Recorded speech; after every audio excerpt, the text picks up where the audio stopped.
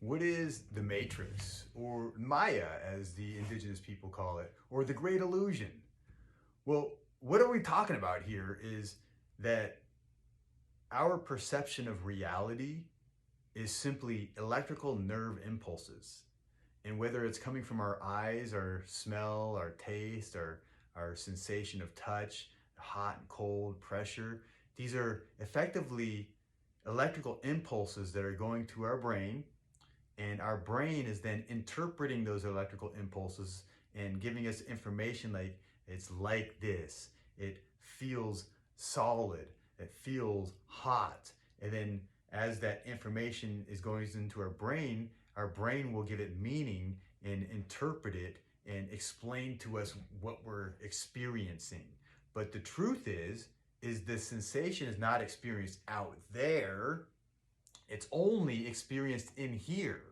Therefore, everything out there is just electronic fields, this magnetic fields that we are exposed to, experienced to, and our body interprets it dependent on the density of the energy, how fast the energy is moving.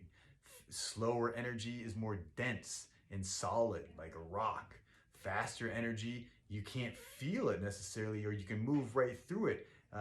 Less dense energy will feel softer.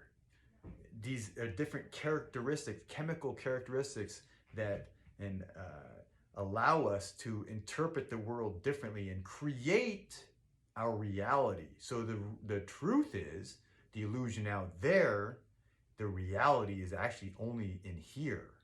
Each one of us creates our own illusion, our own reality. And you're like, wait a second, but I know you're here, I'm here. Well, the belief is that we are all co-creating, because my reality is different than your reality.